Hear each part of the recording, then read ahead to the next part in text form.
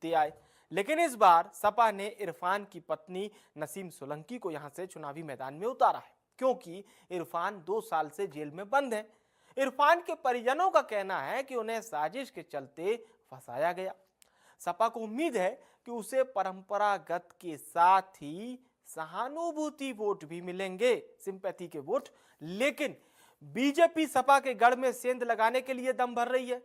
यहां पर कुल 2,69,770 मतदाता हैं और 60,000 के ही करीब अनुसूचित जाति के मतदाता हैं। यह सीट बीजेपी के लिए एक बड़ी चुनौती है। जनादेश किसके साथ होगा ये तो वक्त बताएगा। लेकिन सीसामऊ का मतदाता आखिर क्या सोचता है, ये जानने के लिए इंडिया न्यूज की टीम ग्राउंड जीरो पर मौजूद है। हमारी संवाददाता जेबा खान ने चुनावी चौपाल लगाकर सीसामऊ का सियासी समीकरण जानने की कोशिश की, वहां के लोगों से चर्चा की है और इस खास चर्चा में क्या समीकरण निकलकर सामने आए, लोगों की क्या चर्चा हुई है, इस खास रिपोर्ट के जरिए आप समझिए चुनाव का गणित भी, क्योंकि यहीं से तय होता है। चुनाव आयोग ने उत्तर प्रदेश की 9 विधानसभा सीटों पर उपचुनाव की तारीखों का ऐलान कर दिया है। कानपुर में भी सीसामऊ विधानसभा सीट पर उपचुनाव है।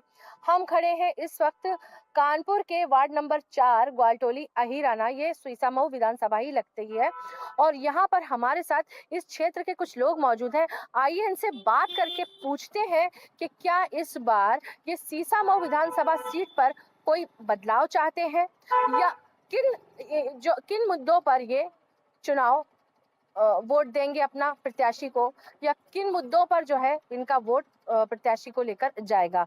क्या नाम है आपका महाराज जी? ओम नमो नारायण, चंद्रानंद गिरी। कहाँ रहते हैं आप? अभी तो मैं इधर हूँ पंजाब में, अपना आश्रम है ऋषिकेश में। अच्छा, तो रहने वाले यहीं के? हाँ जी। अच्छा, तो वोट देते होंगे? हाँ, वोट हम करते हैं, जब इधर रहते हैं तो वोट देते हैं।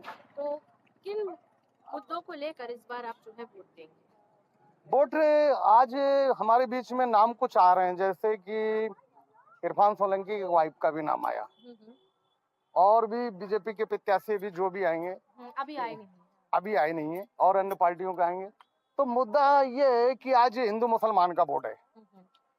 आज सिर्फ हिंदू मुसलमान पे वोट चल रहा है, टारगेट है। और विकास तो होता ही रहता, कोई कम करता कोई ज्यादा करता है।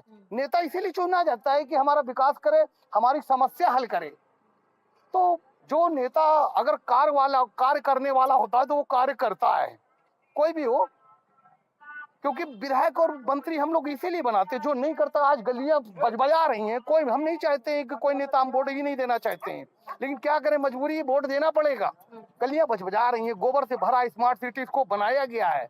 कहाँ स्मार्ट सिटी? मच्छरों का प्रकोप है, आज लोग बीमार हो रहे हैं। ग्वालटोली वार्ड सीसामऊ विधानसभा में, पहले ये आर नगर विधानसभा हुआ करती थी।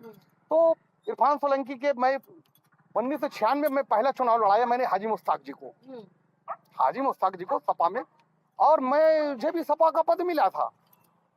उसके बाद बसपा के आए, कांग्रेस आए, कांग्रेस का नहीं आया, भाजपा के आए, विधायक बने। लेकिन जो लठ मैंने सपा सरकार में खाए हैं, वो लठ मुझे इस किसी सरकार, बसपा सरकार में, जो सपा सरकार में मेरे ऊपर निरंतर मुकदमे हुए। जबकि मैं जात नहीं होती समाज की, मैं यादव जाति से हूँ, लेकिन मेरी कोई जात नहीं है। मैं तो वाल्मीकि भी हूँ, ब्राह्मण भी हूँ, क्षत्रिय भी, वैश्य भी हूँ। लेकिन क्या है कि मैंने लठ खाए हैं। वहां पर गुंडाई हुई, लेकिन जिसने गुंडाई की, अब अनावश्यक मुकदमे लगे मेरे ऊपर, अनावश्यक मुकदमे लगे। जो मैंने कार्य नहीं किए वो मुकदमे लगे। लड़ाई झगड़ा तो आम आदमी से होता रहता है, तो कोई डकैत नहीं हूँ मैं। तो आप महाराज जी हमको ये बताइए कि जो पहले 22 सालों से जो पूर्व विधायक रहे यहाँ पे, जो पार्टी रही है, देखिए, तो कुछ मुद्दे ऐसे हुए, हम गए, विकास नहीं करवाए क्या क्षेत्र में? नहीं, विकास तो हुआ। मुश्ताक सोलंकी ने भी किया, इरफान ने भी किया, और जो है नेता वो भी कर रहे हैं। लेकिन कुछ मुद्दे हमने देखा, वहां पे जाति भावना के तहत कार्य किया गया, बातचीत तो जैसी करी गई, अच्छा नहीं लगा। हम लोग तो समाजवादी पार्टी को लड़ाए थे, किस लिए? तन मन धन से, खम्भों में झंडे बांध के लड़ाई लड़े। लेकिन क्या हुआ, जब जरूरत हुई तो विधायकों ने फोन बंद कर लिया, न्याय के प्रति नहीं देखा। तो ऐसे नेताओं की मुझे जरूरत नहीं है। जो हाँ, अगर कंबल बांटने की बात आई, कुछ समय ऐसी थी महिलाएं गई, तो वो हुआ कंबल नहीं है। तुमको भगाया गया मेरे सामने, वार्ड अध्यक्ष राकेश यादव हमारे साथ थे। उसके बाद उन महिलाओं को, कुछ लोग कहना नहीं चाहिए, बुर्खा पहन के आए, टोपी लगा के, उनको कंबल दिया गया, तो अपमान नहीं है क्या? टीका लगाया गया मकरौड़गंज में इरफान सोलंकी जी को, तो उन्होंने तत्काल 5 मिनट में टीका मिटा दिया। क्यों मिटा दिए? आपका सम्मान बाद में मिटा देते ना, तो हमारी इरफान से कोई वो नहीं ना, कोई मुद्दा नहीं ना। मुद्दा ये है कि अगर हम आपका सम्मान कर रहे हैं, जैसे हाजी मुश्ताक जी करते थे, वो जाति भेद नहीं देखते थे, वैसे इरफान आज जेल में है, क्या कारण है? वो सबको जोड़ नहीं पाए थे, तो समाजवादी पार्टी के लोग हट गए। यहाँ बहुत से लोग हट गए, चले गए समाजवादी छोड़ के। हम जैसे लोगों ने, मुझे कट्टर समाजवादी कहा जाता था, आज मैं योगी जी को वोट करता हूँ। क्यों करता हूँ? क्योंकि इतनी प्रताड़ना मैंने झेली है इस समाज से।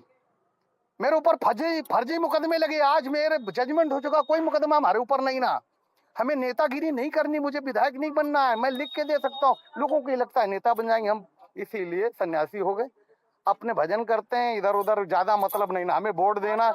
और रही बजरंग दल बात, तो गौओं के लिए जैसे रक्षा के लिए बोलते हैं ना, कोई रक्षा नहीं करता, तमाम गौएं तड़प रही हैं, आज पकड़ के ले जा रहे, पैसा वसूले जा रही गायों के लिए। अभी एक गाय को मैंने रोका, तो उसमें मेरी अधिकारियों से बात, भाई तो गाय के साथ बड़ा अत्याचार हो रहा था, उसके ये समझ लीजिए ब्लड गिर रहा था, घायल गाय को 5-5 हजार पैसे देंगे तो गाय छोड़ी जाएगी, अन्यथा ये कार्य प्रणाली बंद करें। आपका क्या नाम है? अनिल यादव, कहाँ रहते हैं आप? ग्वालटोली क्या हरियाणा। विधानसभा लगती है आपकी? सीसामऊ विधानसभा वार्ड 4। अच्छा, आपको मालूम होगा चुनाव आयोग ने 13 नवंबर को कानपुर में सीसामऊ विधानसभा के लिए उपचुनाव की तारीख घोषित करी है। किन मुद्दों को लेकर आप वोट करेंगे इस बार? हमारा मुद्दा तो है